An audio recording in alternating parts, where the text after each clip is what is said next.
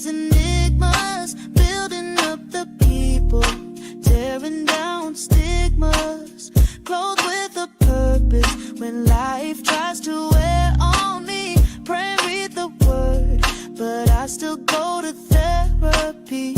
No matter your past or what you've been through, this is a space, not judgmental. We got some things to get into. I got my mind in on my meds. No matter your past or what you've been through, this is a space, not judgmental. We got some things to get into. I got my mind in on my mental. Mind in my mental. Mind in my mental. Mind in my mental health. Mind in my mental. Mind in my mental. Mind in my mental health.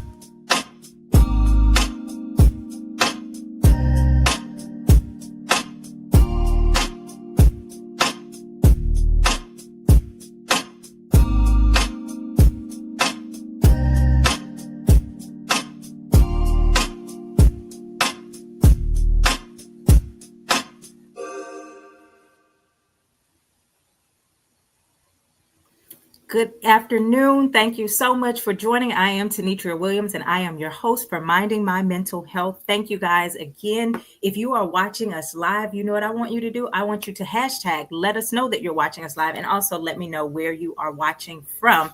We want you to share this video to all of the places, do all of those wonderful things. Share it to your story, share it to groups you are a part of. And I'm telling you, you want to make sure that you have your notebook, because we are going to learn how to shift our mindset. Today, we are talking about our mental health and money. The whole month is dedicated to focusing on our mental health and our finances. Why? Because we understand that so much of our mental health is connected to our finances. So we're going to have this conversation which challenges how we think, feel, and behave when it comes to our money. Our guest, Ms. Crystal Robinson. So honored to have her here today. We're going to talk about some of the things that she's learned along her wealth journey, the inner work that she did to shift her mindset, to break generational cycles, and to build lasting wealth. And so if you are a person who struggles with maybe guilt, shame, fear when it comes to money, fear of failure, fear of success, any of those things, I want you to grab your journal and let's get ready. Crystal, welcome, welcome, welcome. You are muted. I got you. I'm here.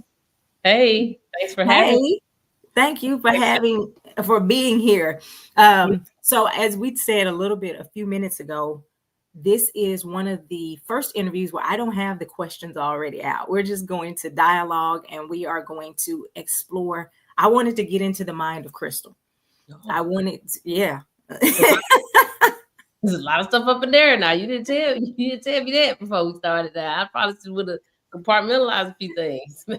well, I just want to know more about your mindset when it comes to building wealth. One of the things that I've learned about you from the time I've known you is you really are a person that is a go-getter, and you don't really hang on to excuses. Like you'll just go, yeah, I'm going to do that. And then you'll go all in. Yeah. And you do it.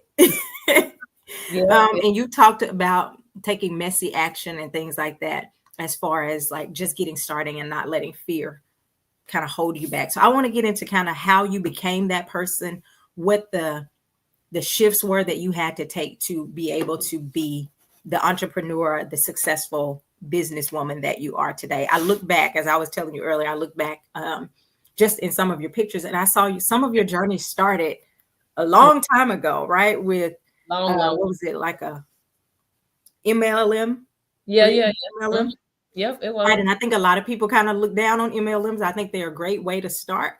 I think they are a great opportunity. So just kind of start to tell us about your journey and how you shifted your mindset. Actually, let me go back. Tell us, did you grow up in a house with wealth? Is this something that you were accustomed to growing up, and then kind of how you got into where you are today? Yeah. No, I wouldn't necessarily. And this is so funny that you asked that, because we were sitting we went out to eat yesterday, and the girls, I think they asked me something very similar. They were like, were y'all rich? Like, were your parents rich? Like when y'all was growing up or whatever? Like they asked that, and I was like, no, I wouldn't say that, but I would say that what I do know is that we never were without, right? Like Mhm. I can definitely say if I wanted something, or if I needed something, my parents would Right. figure out a way like to get it done. And at the time, I didn't necessarily know that they didn't always have the funds at the moment. They just figured out how to get it. But my dad, I mean, when I really think back on it now, I see that he had 3 jobs. I just Mm. thought that it was regular. You know what I'm saying? Like for what? Because that's what if you grow up seeing that, then you think that that's just common, right? Mhm. So he worked for the deputy sheriff. So he was a deputy sheriff in my hometown, and then later on he became a constable. So you can have both of those jobs, right? A constable is an elected position. Mhm. On his off days and on the weekends that he didn't work, he would serve papers as a constable. So he's full-time deputy sheriff, and then of course holding that role as an elected official, which was kind of part-time ish. And then he has still to this day an amazing talent, where he's an artist. I ain't never seen nothing like it before in my life. He's totally colorblind, can barely see colors, but he can paint, he can draw, Wow. put together stuff. It's weird, but he can do it. Now he does require some help from us, like he can't tell blue from purple and all this kind of stuff. So I Mhm. grew up, like helping him with his signs. We did ceramics.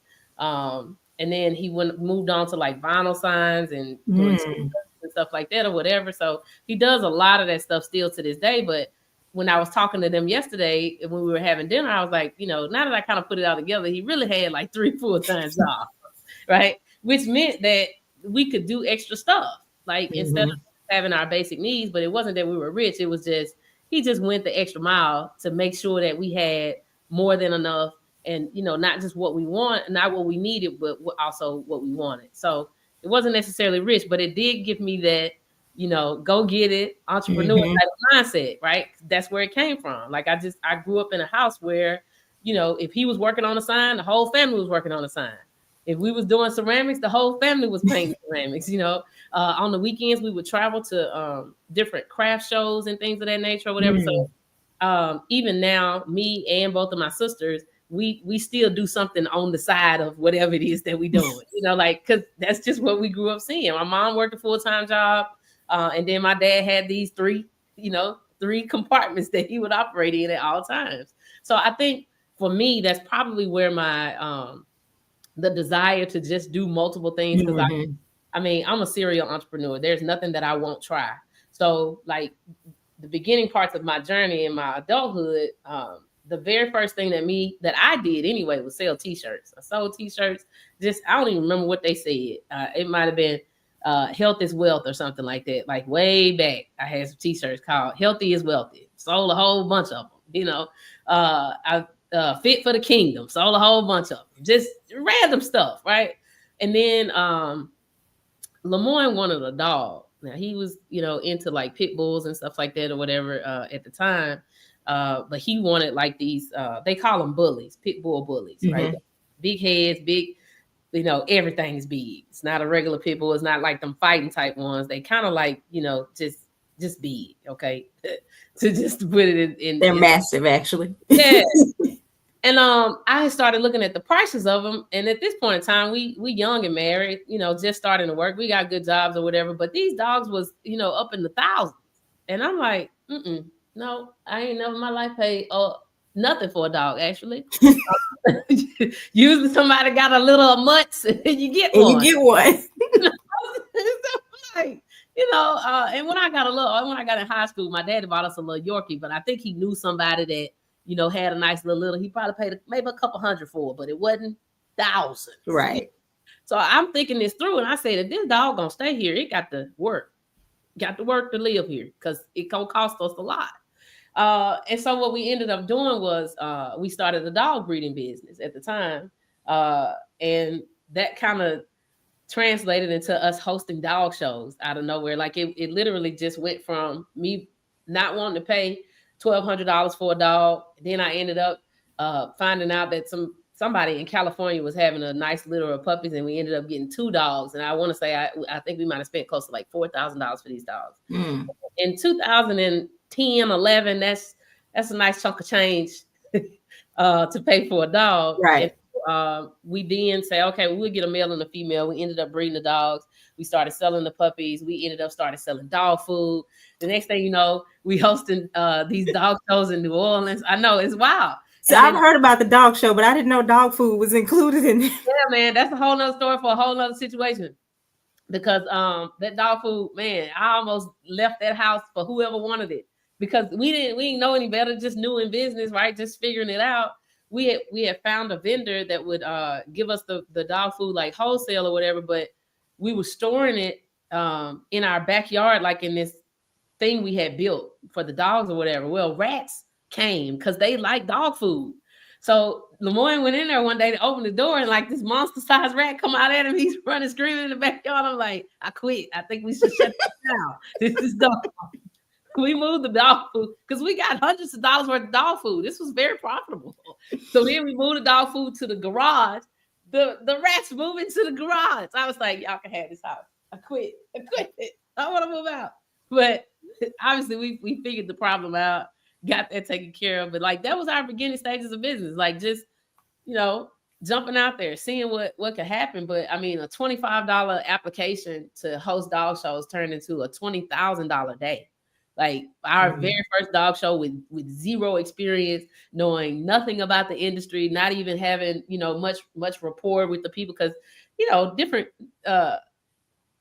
different groups have their, little cliques of people or what have you, you know what I'm saying? And if you're not really in the industry, you don't really know much about it, but we jumped off in there and figured it out.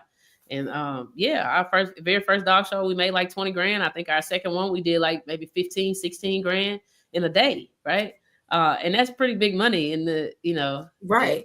In the time frame that we did. I think that was like in 2000 and maybe 2012, something like that. We did that.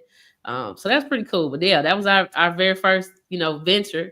And from that, we did go into network marketing. And to the point that you made earlier, a lot of people may look down on network marketing. I actually suggest that if you're thinking about becoming an entrepreneur, before you do anything full-time or anything like that, jump into some type of MLM that has good integrity behind it, that actually has a real good product, and work out all your kinks there.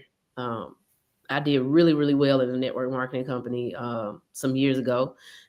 Turned out very well for us. So, but it taught me a lot about building teams, leadership, not quitting, sticking in and, seeing all of the obstacles, the ups and downs, all that kind of stuff. I mean, why not learn it on somebody else's dime? And network marketing is a great space to do that. So yeah, that was our beginning stages. And I'll stop there because I'm sure you probably have questions, but yeah, that was the launching point before we actually got real brick and mortar businesses. So I actually love the beginning. And I think a lot of people do sleep on network marketing, even if it's just the training the mindset training that comes with a lot of, if they're quality network marketing, you can get a lot of mindset work there. But as you were talking, I was thinking, I went back to you talking about your father doing all these things really to make sure that y'all had a good life, right? Not just a survival, but a good life. Yeah. I see that with a lot of parents. Like, we will go over the moon when it comes to making sure our kids can go to camp or making sure that our kids have what they need. But that doesn't always translate to, I just need a better system for myself. Because you guys had that mindset before children even came into the picture. What could you say to people who are willing to do that for their kids, but not for themselves? This could be personality driven. I don't really know. And sometimes I wish that some of the things that I can do just naturally or innately, I wish I could literally bottle it up or like figure out how to write it down and then translate it to other people. I think some of it is personality though. Like for me, I'm very bold in any and everything it is that I do. And so some people, they don't necessarily want to do the kind of things that I've done and take the kind of risks that I've taken because they are comfortable, in, even if it is uncomfort, they are comfortable in the uncomfort. And it's scary, right? To kind of walk out and, do things to the degree of which we've done over, the extent of time that we have been full-time entrepreneurs. But for me, it's always just been, I know that there's something that I'm supposed to be doing. I know that there's a group of people that I'm supposed to be helping. I know that there's, a certain tier that I'm supposed to reach in different seasons. And so as a believer, for me, I tend to lean on the word. And so a lot of what helped me in the beginning stages was even when I was working for the government, because while we were doing all those dog shows and all this other stuff, Lemoyne was working as a banker full-time for Chase, and I was working as a physical scientist full-time for the Department of Defense. And at that particular time, even, like on my breaks, or when I finished all my work or whatever for the day, I was writing scripture. I was reading the word. I was writing scriptures down consistently. I was listening to people like, Miles Monroe and Les Brown and Tony Robbins. Like this was when YouTube wasn't as lengthy as it is now. Like I had ran out of YouTube.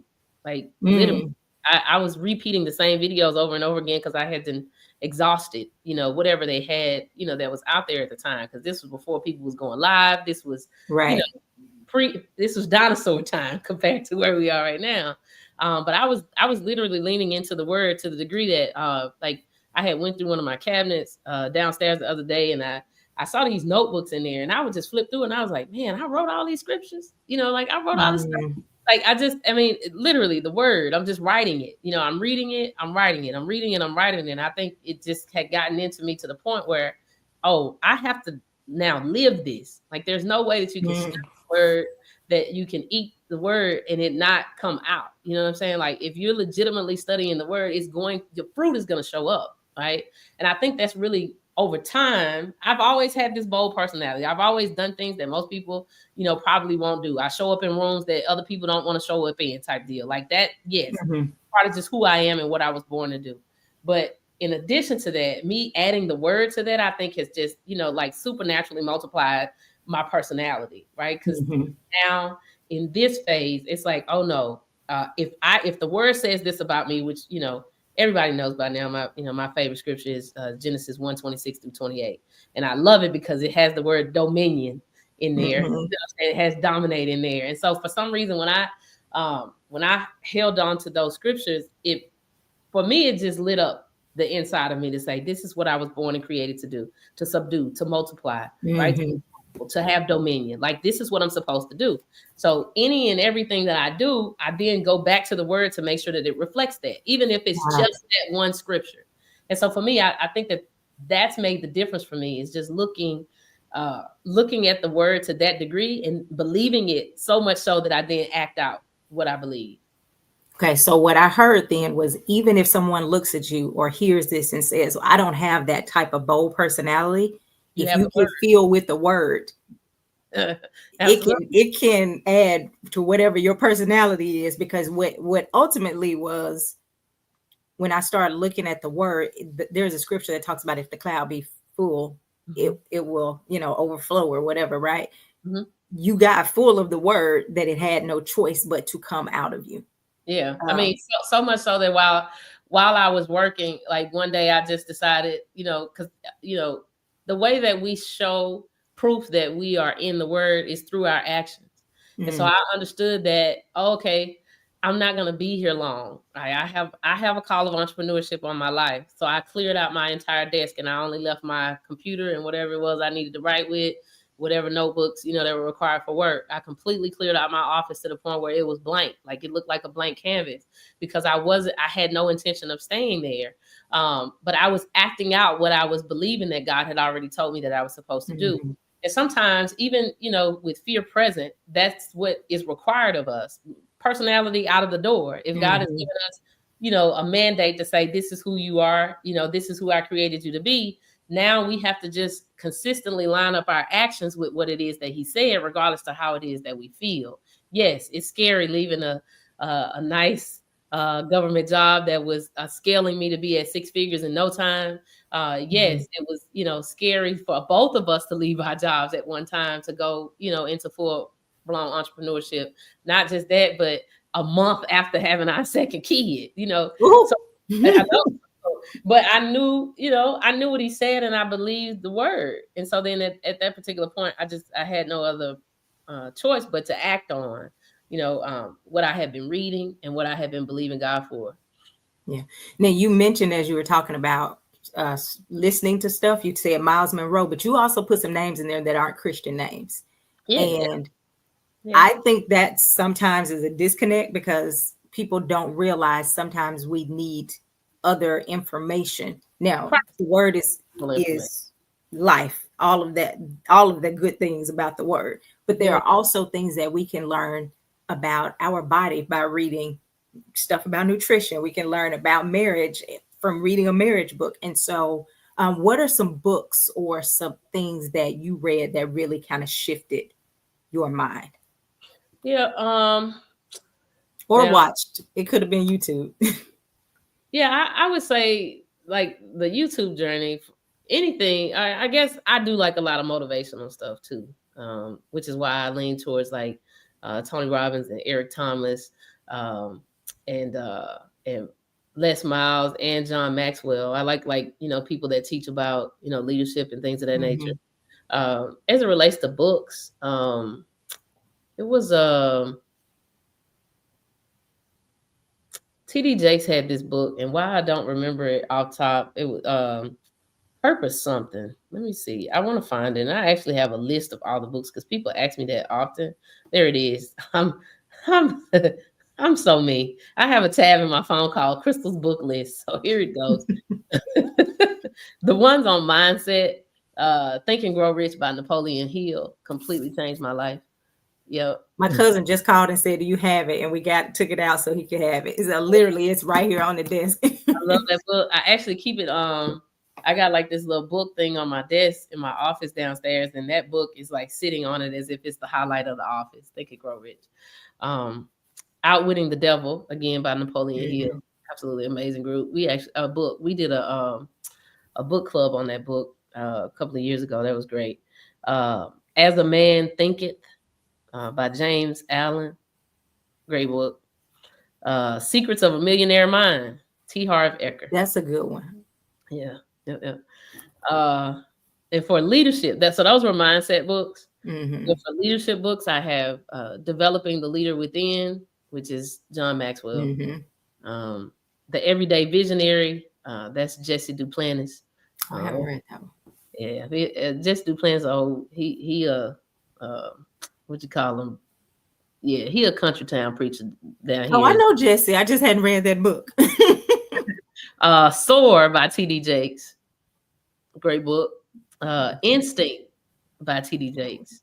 Absolutely great book. That is one of my all-time favorite books, Instinct. And then entrepreneurship, Entree Leadership, and that's actually by Dave Ramsey. It's Oh, I haven't read that one. it's a really Okay. good book. It's the only book that I would recommend out of that group is Entre Leadership. Everything else I don't necessarily subscribe to. Be Our Guest by the Disney Institute. I love the way that Disney trains. If you're ever thinking about being an entrepreneur, you should study Walt Disney. He's an absolutely phenomenal, was a phenomenal entrepreneur, but the way that Disney World sets up everything it is that they do is so intentional. And Be Our Guest is basically like the inside scoop of how they set up everything for Disney World, but it's a great book for entrepreneurs. Okay. So yeah, that's my list.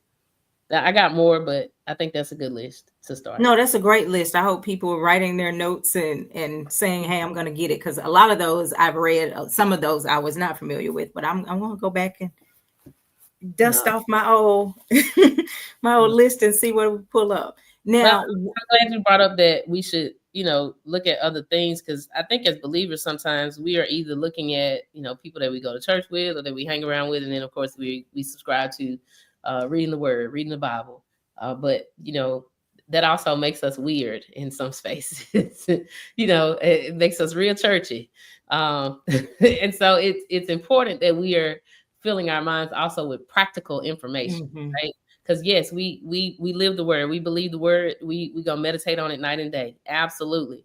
In addition to that, we also need practical information, meaning stuff that we can physically apply, right, to the goals and aspirations that we have on a daily basis. And so reading books like that, and obviously listening to people that train on leadership, that train on entrepreneurship, that just train on mindset, that's the way that you can stay, intentionally focused on the things that that it is that you're doing, in addition to reading the word. So I don't want people to become so spiritual that they're weird, Yeah, me either. Now, Krista, I do want you to talk about what are some mindsets that you see often that hold people back, and what are some mindsets that you had to overcome yourself. So the first part is, what are some things that you see with other people that really you're like, if we could get rid of these top 5 or top 3 or whatever, I could see people really making a shift in their finances. Laziness, for sure, is the number one thing. I think most people don't realize how lazy they can be. I mean, even as consistent as I am in a lot of areas, I'm also lazy in some spaces, right? And so I have to be intentional about, moving away from the things that, that make me lazy. And we were talking about in class Monday night for Inner Circle, I was talking about how I lay my clothes out at night, for my workout. And that's very intentional. So like, and now I've gotten to the point where I lay my clothes out for my workout after I finish my workout for the next day, right? Because it breeds this new level of consistency, and it helps our minds to shift out of spaces.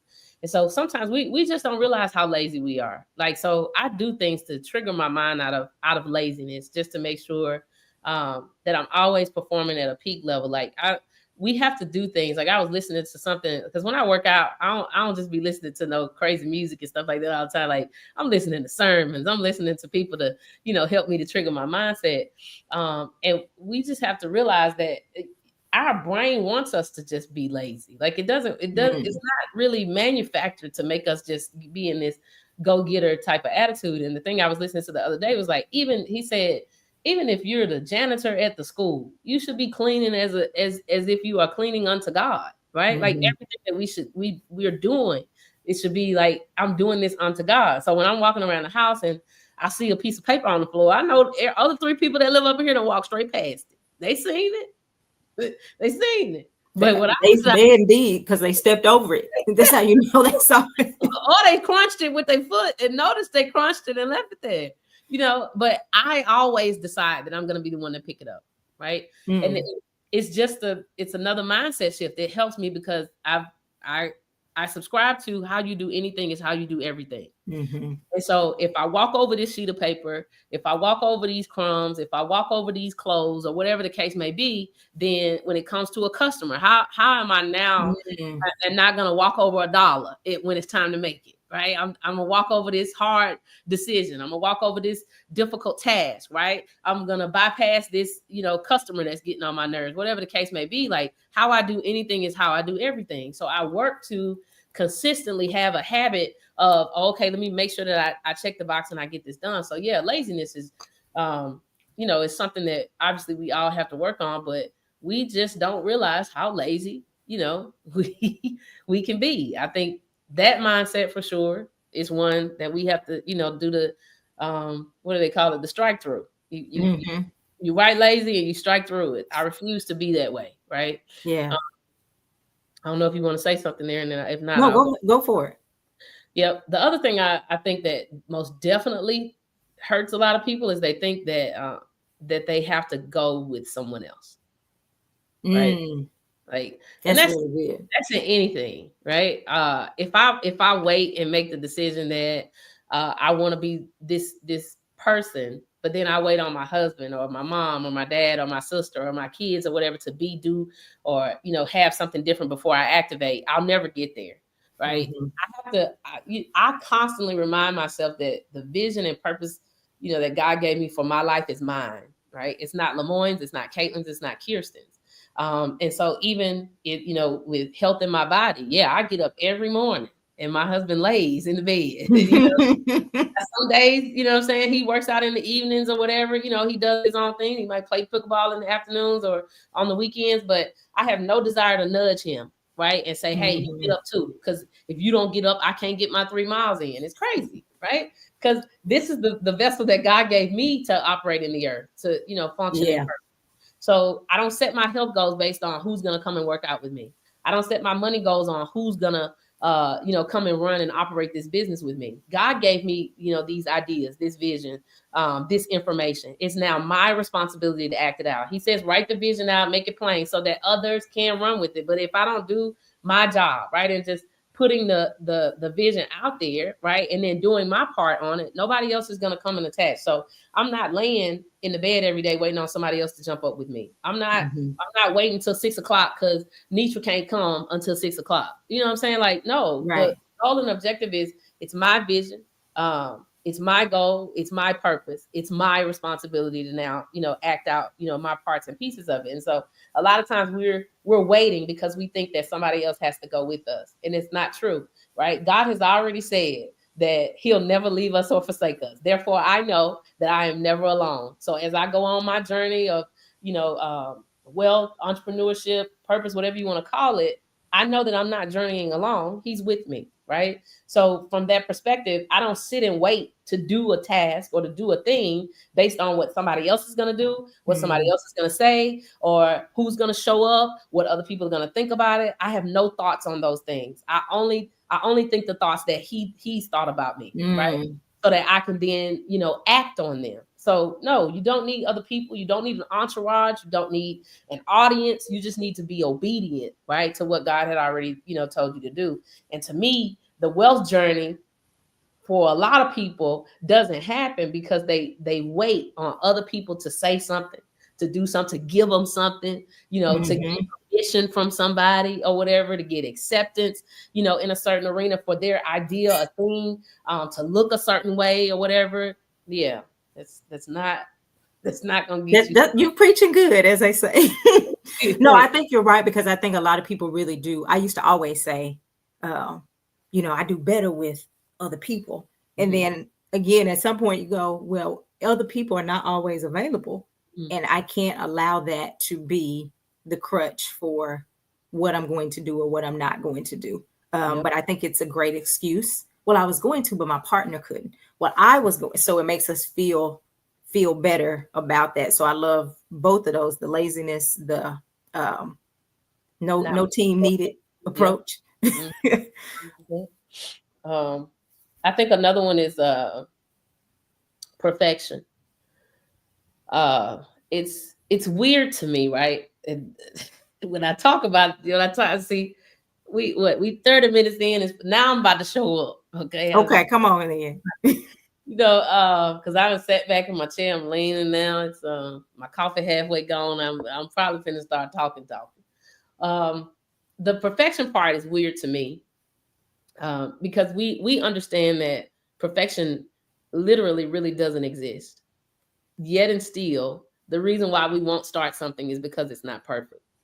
And it's weird because it can't be perfect because you haven't started. Right. You know what I'm saying? Like, it's like, well, what are you doing exactly to make it perfect before you start? I don't know. But it's odd to me. Now, don't get me wrong. I mean, hey, we're made in God's image and, all of that good stuff. But I have a clear understanding that, I come with flaws, right? Like, there's nothing that I can do to be perfect. I can strive to be better. But for me to be waiting on perfect, it'll never get done.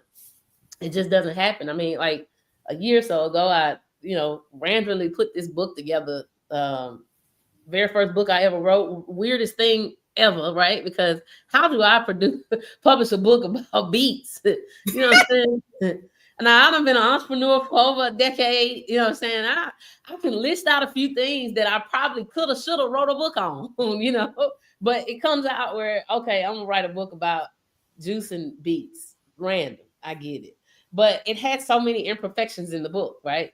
I don't really care. I sold hundreds of them. Who knew people wanted to buy a book about beats? Hundreds of them with the mistakes in the book. Okay, it gets out there, we read it. Oh, well, I can just go back on the Amazon publishing site, Now the next iteration, hey, you can get version 2 with a little less mistakes than the first one. I don't care. It didn't bother me any, to send that out. And I'm just glad that I've never had that thing that people have been diagnosed with, that where they have high levels of care about. I ain't never been diagnosed. Well, as you were talking, I was thinking, I think the difference is some people get their identity from the idea of perfection. Now, again, Pastor Sean always says this, we can see you're not anyways, but the idea of having it together, having quote unquote excellence. Uh-huh.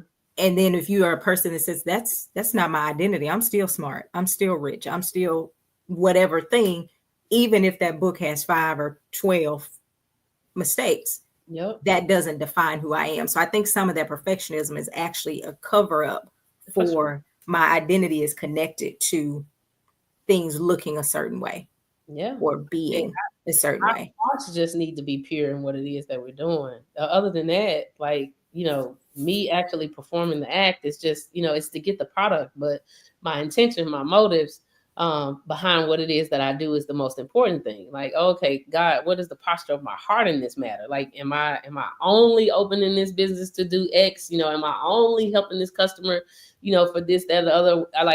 My goal and objective is just really to make sure that my heart is pure when I'm serving my customers, when I'm working with my team members, whatever business entity it is that I'm doing. I'm not looking for perfection in it, because I learn and grow every single day in every industry that I'm in. The goal for me is, am I doing what God has called me to do in this space? That's it. Not how great can I look while I'm doing it. It's not the goal. And I think it definitely shows how rooted we really are in the word when it matters most to us what people think versus what God told us to do.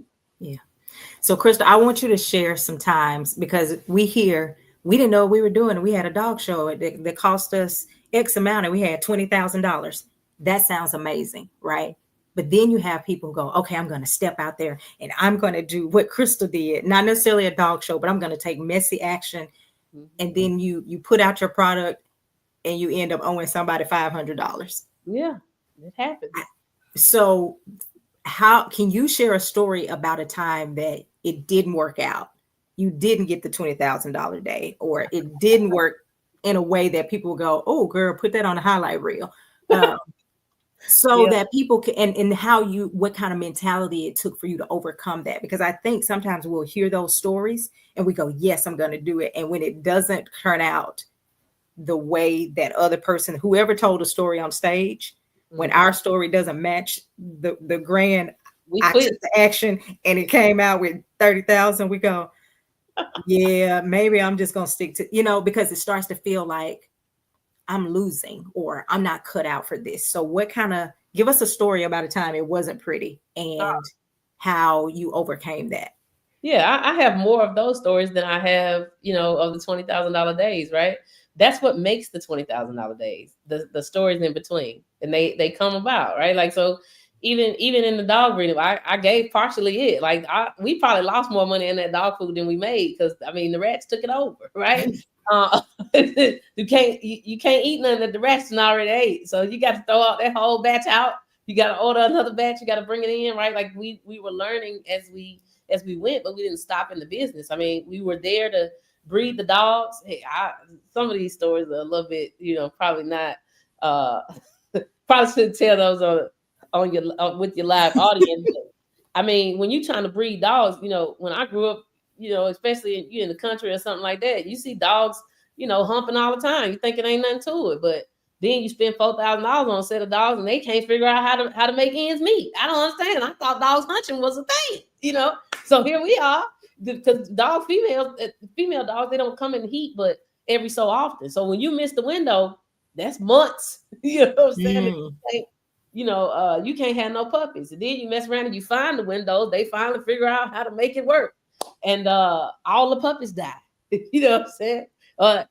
The female dog, after she done gave birth to all these puppies, one night we come in there, she got 5. We come back the next day, she got 4. We picking them up, looking, and finally we do a little research, find out sometimes they eat them. So now we thinking we got 5 dogs. We finna make a couple thousand a piece off of the dogs. She done had one of the puppies for lunch. But we thinking, $5, we can sell each one of them at least for $2,500 a head. You like, we in the money. Nope, you come back and you -1. but it was all still, learning experiences, even with real estate. True. I mean, it was one property and I knew it, but because I just had decided that I was just tired, I just said, forget it. Go ahead and do what you want to do. But it was this property that had popped up. We had just did a flip, and the contractor just, man, he was like the only thing he was missing was the black top hat, because he was a legit magician. He could make money you just blink and the money just go. Write him a check for $20,000 to go get materials and whatnot and do phase 1, and you come back in there and a gutted house 3 weeks later still look like a gutted house with no new materials on there. And we asking where the materials at, and he like, I'm gonna need another installment. Sir, what is the installment? Because you didn't install the last one, but you didn't for the first installment. No, we can't do that. He turned out to be a nice little con artist, but I mean, thankfully, by the grace of God, the project still turned out decent after we got him on out the way and got a new crew in there. But I was pretty exhausted after that project. And so I knew that mentally I needed a rest. Talking about minding your mental. Mm-hmm. I needed a break. Give me a couple of weeks, months. So let's chill. Lamorne still had the bug. He was, nope, got to get another property. So he finds this fourplex. And I think that it was listed for maybe like $90,000 or something like that. We ended up negotiating, getting the property for $80,000. He's geeked because you got a fourplex, mm-hmm. $80,000. It needed a little work or whatever, not too much, but it could use some work before we could get it, back to the part where we could start renting it out. And after we buy the house, the next week, Lamorne goes to the place to file the permits and all, and they like, yeah, this is zoned for a single family use. Lamorne said, huh? $80,000 cash. It's zoned for single family use. It's not the ending, you know what I'm saying, that anybody wants when you think you got right. And it's zoned for single family use. And the only way that you can now convert it back to to a 4 unit is you got to petition everybody on the street. I mean, everybody got to sign off. It ain't happening, ma'am. It's not happening. Ended up selling the property, I want to say, for maybe $65,000. So obviously, a hit of a loss on that. Definitely a lesson learned. But I mean, night and day from where we are today in real estate. But you need to know those kind of things, because it's not like, there are highlights in the story where great things happen. But the only reason why now we have a really nice portfolio of rental properties is because we took those lessons and we applied them. Of course, now every time we buy a property, before we even put on an offer, hey, is this multifamily? Right. I'm not even entertaining. Is it multifamily zoned or not? Right. There's just certain things that we know now to go and look for before we even decide that this is something that we want to walk into or not.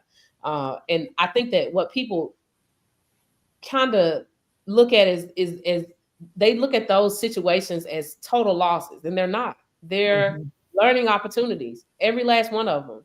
They are what I call tuition in whatever area it is that you're in. That's good. You have learned something that you can now apply to future situations in that arena. If you stop there, you now can categorize yourself as a loser in that category, right? You yourself you're not a failure, but you failed at that situation because you quit. You know what I'm saying? Whereas if you would have taken that same lesson and said, okay, now I know that I need to apply that information, to every scenario moving forward. That's really what it's about. As you go through these journeys, you're learning and gathering a better understanding to move forward. It's not an opportunity for you to quit. Because if God told you, that you were supposed to be in real estate, then okay, I ain't asked God. I knew God had told us not to move forward on that property, but instead of me standing firm, I just got frustrated. Lesson learned. When God tells me to stop, regardless of whether my husband is saying we need to move forward, it's like, no, babe, hey, I heard from the Lord. What did I decide to do? I decided to let into my frustrations. That's another tuition learned. Right. The Lord tells me stick with it. Right. That's really good. Yeah. So I think that's really the bigger of the deal is when you see these L's as you go through, these different phases. It's not, a L as in a loss. It's a L as in a learn. That's the L that I take every time I go through something I don't necessarily like. So you mentioned that I remember having a property I'm sorry, I didn't have a property. My realtor called and he was like, these people have this burned property. And I had taken some classes and all this stuff, and they were like, don't fool with this particular thing. And I was like, well, they taught us in class. I talked to somebody who had no knowledge about real estate. And I was like, well, they think it's a good idea. And I did it. And I had to spend money that I was like, I don't feel like I have to be spending on this. So basically I end up getting this free property and had to spend all this money to wipe the whole thing clean. And I was frustrated. I didn't take it as a learning opportunity. I said, you know what? I'm done with this. So this was not just the only one, but it was like a couple things. I was like, I'm doing a lot of learning, and I had tried to work on my mindset really well. I tried, boy, let me tell you, but I was not full yet. My cloud was not yet full. So I was like, yeah, what I'm going to do, I said, I'm going to come back to it. But what I'm going to do is pause until I get this and this. And the pause took too long. I didn't have that go-getter. And I think now I've done enough where I go, oh, yeah, this is a learning opportunity, and it doesn't have to be the quit. And I think a lot of people really do, because you can hear most people and they'll say, well, I tried so-and-so. And when it doesn't work out, it's weird. As women, and I know a good majority of your audience, you have a lot of women on your platform, but what I think about when you said is I tried, the first thing came to mind was, like giving birth, right?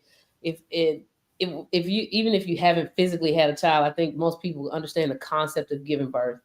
And it is I've never even like naturally had kids. I just had to, I had to have C-sections for both of them.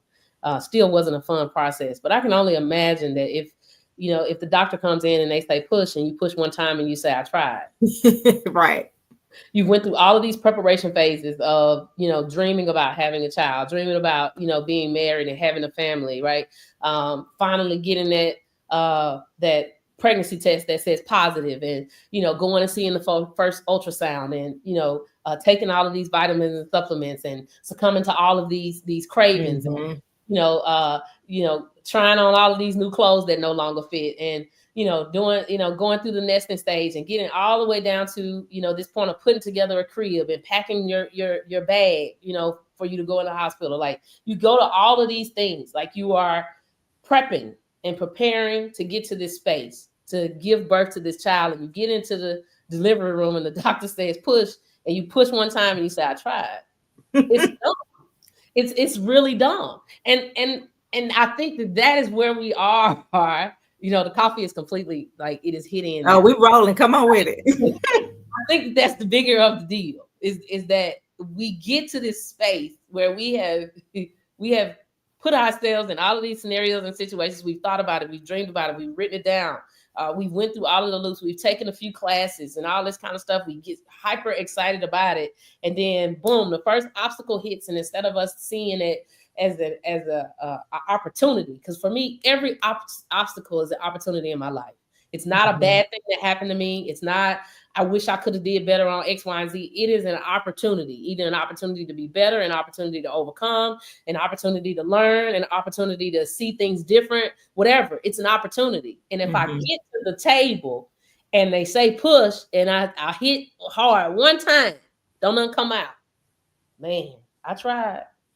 That baby just gonna be in me for 50 years. Is it gonna stay in here? You know what I'm saying? Like when I walk, is it gonna have? Well, I'm trying to be as graphic as I can, but when I'm walking, is it gonna hang out? And people gonna look at me weird, like, man, I thought you was half the baby. You know what I'm saying? Like, what? How are people like? What? I tried. Okay, well, push again. Well, I don't know if I got it in me. How exactly is it gonna come out? Unless you keep trying until you see the fruit of which you said you wanted. You know what I'm saying? Like, it don't make sense to me. It's weird. And so we can't just keep getting to that point where somebody is requesting us to push and we punk out after one little try. That's just not what we're built to do. Like, yeah, there's gonna be tests, there's gonna be trials. I just be thinking, and for me and for you, because I know you Nitra, but you also Pastor Nitra, which means you believe the word, you live the word, you love the Lord. How is it that we are out here, professing to be believers and saying that Jesus is the example in the earth and how we want to be like Jesus? Even Jesus was tempted, and yet he continued on through the trials, right? And I'm just like, how are we going to be examples in the earth if every obstacle and thing that comes our way, we just kick the bucket and say, I quit? Did Jesus not continue on to bear the cross? Did he not? Hey, I'm with you. Whatever it is that I'm doing can't be compared to the cross. Let me yet continue on. Okay. So I see people in here saying it's good, all this stuff. What questions do y'all have for Crystal as we're going through this? And I know she's Karen said he even asked, could he quit? Yeah, Jesus probably was tempted highly to quit. Like, yeah, this doesn't feel good, but at the same time, I'm on a mission. We see so many times, like I said, we'll see what happens when we quit, and then we don't like that. We complain about it, but we're not willing to say, I'm going to keep trying. Yeah, I agree. So, yeah. So there is this dogmatic piece to you, I guess. I don't know what you want to call it, where it says, I can't call it. I can't stop at the L because L is not for a loss. It's for a learn. What was the other thing? Oh, he said something else. For the my obstacle is an opportunity. And those are the types of mindset shifts. I think we hear that and we go, yeah. But then in the moment, when it actually hits us, it's like that same mentality doesn't come forth. And I think it goes back to what you said at the beginning, because that cloud's not full yet. You can hear obstacle is opportunity 3 times, and when the pressure comes, you don't think opportunity. But if you hear it a million times and it has become a part of who you are and how you see life, when the obstacle comes, you actually go, oh, here's my opportunity. Yep. So does that make sense?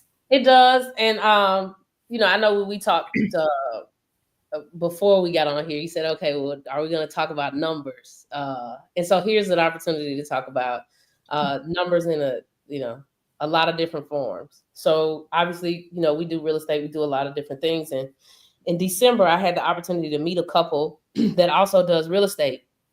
And initially we were doing real estate where we would still buy properties cash. But sometimes we would use, our own cash. Like we wouldn't always, just fully finance a property or whatever.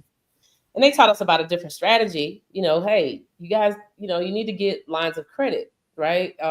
Get you some large lines of credit and start utilizing them a lot more than what you do now. Because we were using lines of credit before, but not to the extent of the strategy which they explained to us, which is great. So when they gave me the information, and I think, maybe earlier in this segment, this could have probably also been mentioned. It's like we talk about it a lot with Pastor Sean when we have like seemingly, seemingly insignificant or simple instructions, right?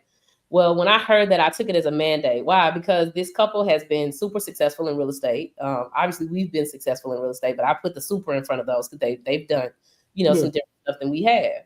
And so when I'm sitting in a room with people that are, smarter than I am in any type of arena, and they give me information, I take it as instruction. It is what it is. Like that's one of those things that I want you to pause and say that again.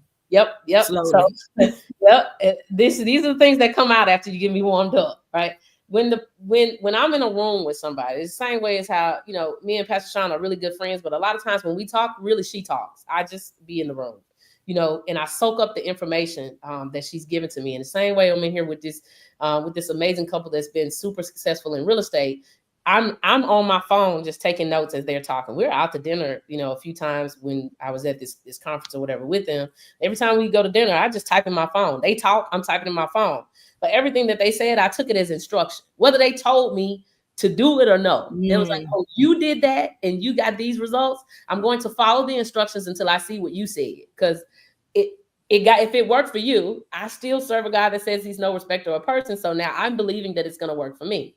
Most of what I do is really just a reflection of the word. If somebody is successful in an area, I now can say I too can be successful in that area if I follow the instructions. So if I'm in the room with somebody and I know that they've been successful in the arena that I desire also to be successful, I follow the instructions. And that's whether they want to, whether they've said, hey, this is what you should do, is just whatever they say now becomes a guiding word. As long as they're a trusted source. Right. If they're a trusted source, I'm there to copy paste the information, right? That's all I'm going to do. I don't have to make any tweaks or adjustments to it. These people said, utilize lines of credit more. I literally took that as a mandate. So from December to sometime in February, it was like I was literally on fire. I could not turn off my brain as it relates to calling companies and getting lines of credit, right? I couldn't help it. It was like every day I woke up, I was like, oh, I hadn't talked to this company. Oh, let me follow up with this company. I'm on the phone like all day. I'm walking to the shower. I'll stop. Okay, what you got? Because they call. And I'm like, whatever it is I'm doing, I'm stopping so that I can get the information. And I would check in with this couple every time I get another $100,000, $150,000 line of credit or whatever. I'd text them and say, hey, I'm at this number. I'm at that number, right? Like, because they told me don't stop until I get $1 million in the line of credit. So I'm aggressively pressing. So it gets to about February. And at that point, I think somewhere now I probably have about $850,000 in lines of credit. I ain't got no cash on hand. I have lines of credit, right? That's just, utilizing other people's money. They basically utilize your credit to do that. Well, I love the fact that I can be obedient to the people that I consider as a mentor or, people that have done things that I haven't done. And I think that this is a big gap for a lot of people. You don't follow instructions fast, right?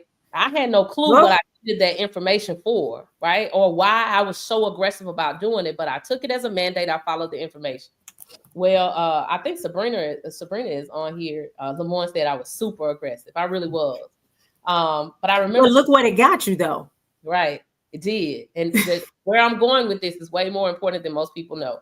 And I love sharing transparently because you look at it, you look from the outside in and you think that people like, hey, Sabrina, I see you.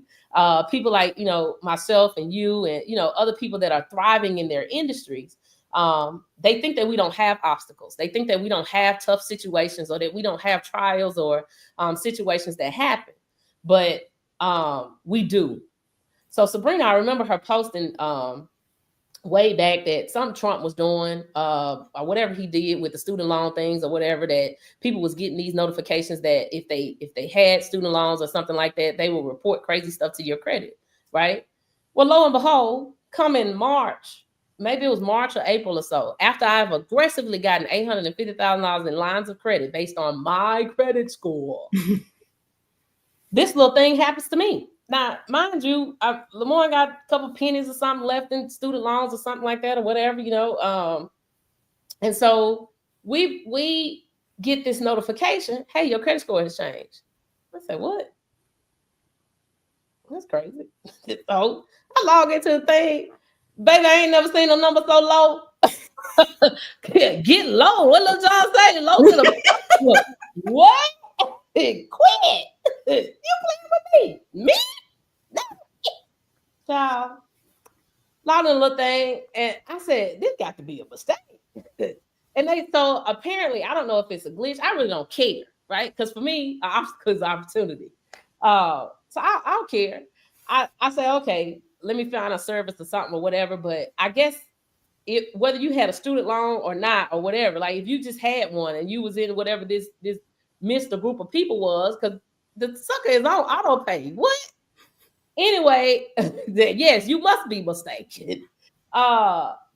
It basically reported that our accounts were delinquent over 1,000 and some odd days. That's what it said. Well, the devil is a lie. So I just call up this. I messaged this guy because I also used to do another thing with credit repair or whatever. I had just signed up for the services, and I thought that I was going to do a business with it where I would help people to repair their credit. Well, I decided not to do that. I learned all the stuff, blah, blah, blah. So I reached out to one of the guys that was still in the group. I said, hey, is your program still active? I need to, sign up for your service. Right. Boom. Dude charged me the $300, $400 or whatever, put it on there, credit score does, blah, blah, blah, blah, blah. Why do we not miss a beat though in our real estate business? Why do we not miss a beat? Because I followed instructions fast.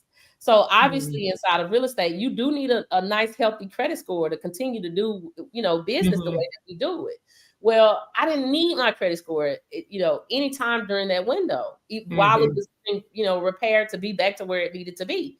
I didn't need it because I followed the instructions of the people that told me to get lines of credit. Well, if Which I was prepared, you were prepared before the problem came. Before the problem came. And I think that a lot of times, like, we get beat down by obstacles really quickly because we didn't follow the instructions that we were given in the season of which we thought we didn't need the information. That's so good. At the time, I was already doing real estate. We was buying houses, you know what I'm saying? Every month I was at a closing. I didn't really need their information per se, because it wasn't that I wasn't doing real estate. Now I was able to aggressively do real estate a completely different way, by the way that they told us to, set things up. But just imagine if I hadn't have followed those instructions. Who, baby, with a low to the flow credit score gonna give me, gonna call me, ask me if I want some extra money? No, they're not gonna ask me. So if we don't follow the instructions fast, then why are we asking? Why aren't things happening? Why aren't we getting certain results? Why aren't we where we need to be at? It's like, no, the instructions were given to you in last season for you to use in this season or future season. Oh, you just decided not to follow the instructions of the people in front of you because you didn't want to do the work. You was lazy. You wanted somebody else to go with you. You were waiting on things to be perfect. And now, in the season of which you need to use the information, you can't because you didn't apply it. You didn't get to practice in the off season. And I think that's the bigger of the deal, that most people want to, they want to be in their season of woe is me and sulking. I ain't had no woe is me moment with a low to the flow credit score. Ain't cared a lick because I followed the instructions. And in the window of which it was getting repaired, I could still do business. This is so good. Now, what I learned was a couple things. Send you your coffee 45 minutes before the interview. So you'll be all deep in. And two, it is the thinking too much and not following.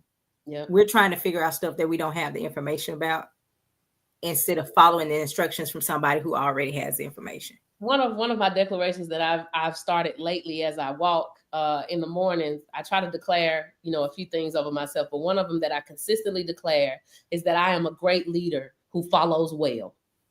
I'm a great leader who follows well. I put that in the comment. I know how to lead well. I could lead the troops. I have no problem with that. But what I don't want to do is ever mistake myself for being so far into the front that I can't follow somebody else. It doesn't make sense to me. So yes, I am a leader. I am disciplined. I'm consistent in my habits. I multiply everything that I touch. I have dominion in the earth, right? I'm saying these things as I walk, but I follow it up with, I am a leader that follows well. That's it. I don't have no problem with following people that have great fruit. Now, if your fruit is withered and dried up and it looked like it's from last season, I don't want it. But if you got great fruit, it looks nice, then I am going to say, I can follow that. I ain't got to put no tweaks on it. I ain't got to do it no other kind of way. I'm going to do it the way that these people said to do it. That is wonderful. Y'all go ahead and drop some hearts, some fire, all the things in the comment section.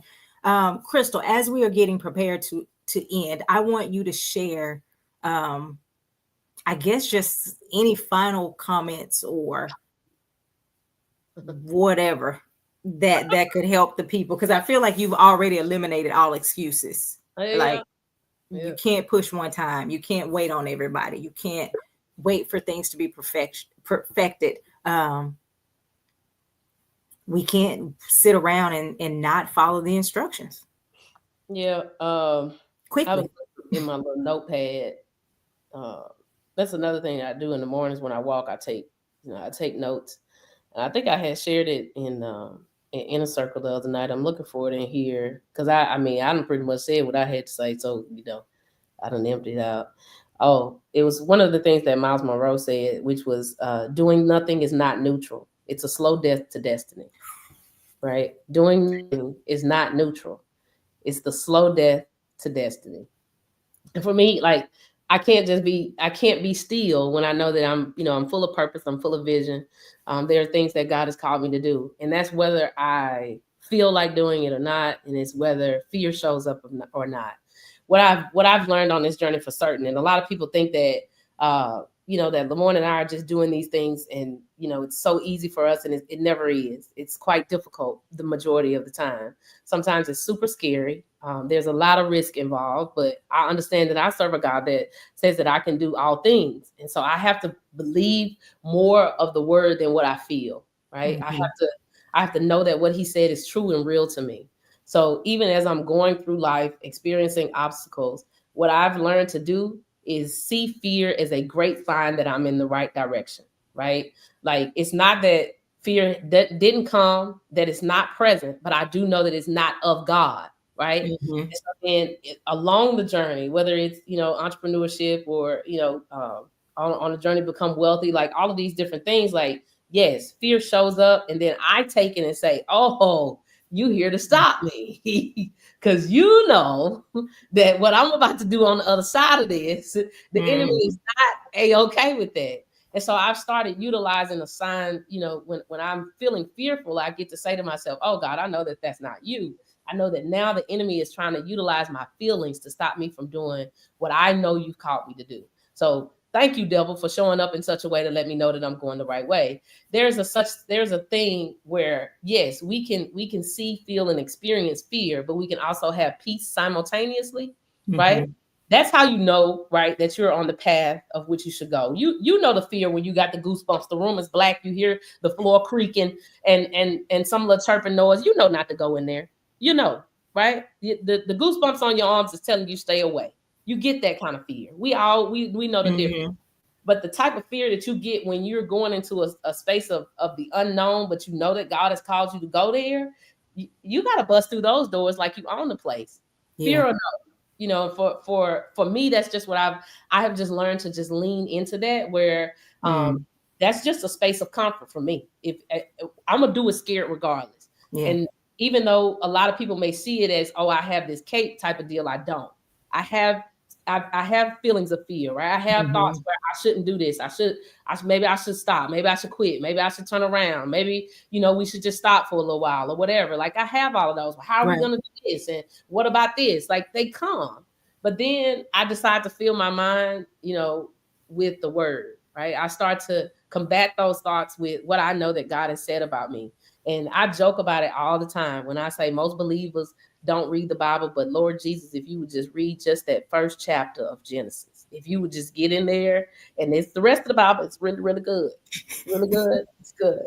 But if you get to Genesis 1:26 through 28, and you just meditate on that scripture every single day, it starts to eat on you from the inside out. If you meditate on that scripture, I can most guarantee you that whether you were born with this type of personality or no, something on the inside of you is going to come alive, right? There's nothing about me, that is perfect at all. I don't have any type of, superhero type of capabilities, but I do operate in the supernatural because I believe the word, and I believe that I can do things as long as God meets, his super with my natural. And that's what the word allows me to do. So when I'm reading a Bible about a God that can speak a thing and then it comes, I then follow the leader. I speak until it comes, right? When I'm reading a Bible that says I was made in his image, then I believe it. When I wake up, I don't have to strive for perfection because I was made by a perfect God, right? When I'm reading the word and it tells me that I was created to subdue, to multiply, and to have dominion, I don't have to look any further because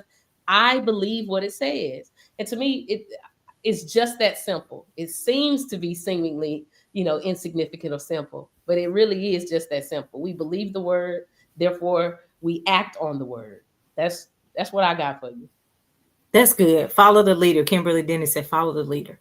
I did say what this was at, but I got one more question. I'm here. You put a lot of, you've talked about how much money you spent just on like personal development.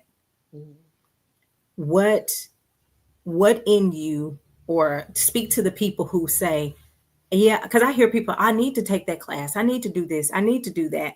But what do you say to those people who are standing back from actually investing in that mindset, personal development, growth stuff? Yep. Again, this is one of those weird pockets for me because I do understand that your audience is full of believers because that's who you are, right? Which is why I can continue to go, right back to Jesus being an example and leaning into the word.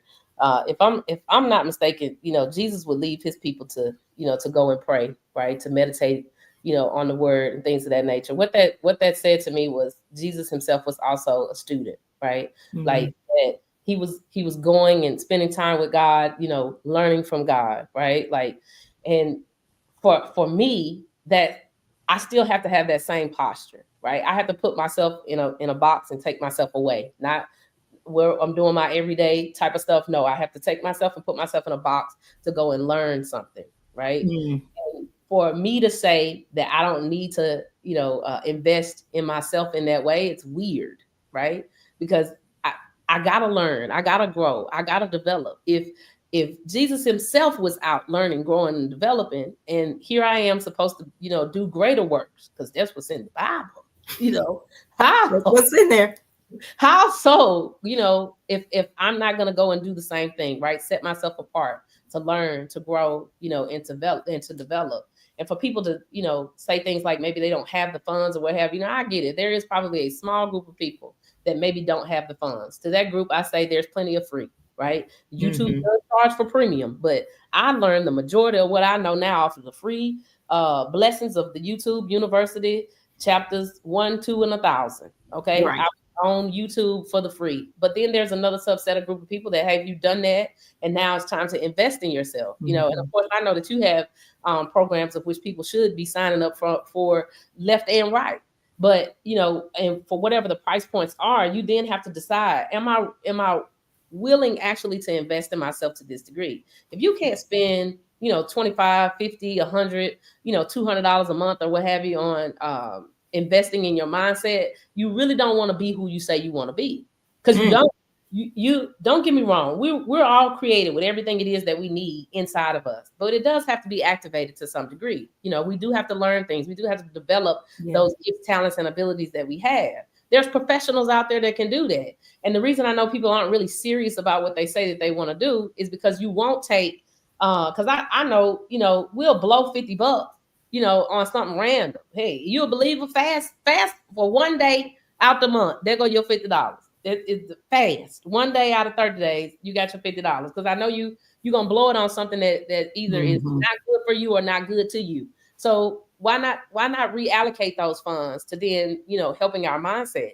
Here it is, me telling you to follow the leader, and I'm saying, okay, well, I spent thousands, tens of thousands of dollars, investing in my mindset. Well, the fruit of that is me getting the opportunity to live the lifestyle that I have. And so if you believe that, then hey, start investing in your mindset. Start investing in, not just spiritual growth, but also professional, development, right? Like that is super, super important. So I hope that answered the question that you had. Yeah. All right. Y'all got any questions for Crystal before I release her? Again, Crystal, thank you so much. You helped me. This was exactly what we needed to kick off our month of money and mental health, because I really do. I see so many people come in, even just in my practice. Yeah. And they are stressed out because of money. Yeah. And a lot of it is a mindset thing. And we work through a lot of that stuff. But I mean, money impacts our mental health, and our mental health impacts our money. Yeah. So I just wanted to part of our business, like if we have, I guess it's how we look at money, and I look at it way differently now. Like I have to look at money as just a tool. It doesn't rule me, and it doesn't command, the things around me. I have to, because again, if I can speak to a thing, I need to be able to speak to my money too, and I think it's really the way that we look at it. So if money is stressing you out, then, it may be more of your God than God is. Say that one again before we go. I mean, and it's just like we command our money. Our money doesn't command us. And so, if you are stressing about it, then, show it who your God is. Show it who your God is. I love it. I think that is a wonderful note to end. Again, I appreciate you guys. We're talking about money and money mindset and mental health all month long. We have Sabrina coming up in 2 weeks. Sabrina Fisher. We have Pastor Sean Strickland coming up, holding it down the day after my birthday. Hey, birthdays. Happy birthday to me. Yes, August 27th. early birthday, baby. I love my birthday. Even if I don't do anything special, I just like getting hyped because it's my birthday. So there we go. Show money who your God is. Yes, yes, yes. Karen said, well, the doors of the church are open. Is there one? Is it one? This was fun, Nitra. I like talking to you. I like talking thank to you. you. People pay me to talk to me. I love that. No, I appreciate everybody for joining us. Again, make sure you join us back here next week where we are still talking about money and minding my mental health. Thank you again. Thank you, Crystal. I'm going to get ready to go get my baby girl so I can take her to go get her hair done for school because we got to be cute. I understand. Thank you for having me. Thank you so much. Bye-bye. Oh, wait. Let me give my little announcements. Okay. You guys know if you are looking for coaching or counseling, make sure that you reach out to me. The phone number 470-410-9790. You can also email me at tenitria@gmail.com. If you are saying, hey, I need something to help me shift my mindset, give me some motivation in the morning, you can subscribe to Celebrating You, where you get daily affirmations sent to your email. It is $1.99 a month. Very easy. But again, you get these affirmations to your email every day. So if you are looking for something like that to kind of help you get your mind right in the morning time, go ahead and subscribe to that. If you have any comments, questions, or concerns, let me know. We can talk about it in another episode. I appreciate you guys, and I will see you back here next Thursday. Bye-bye.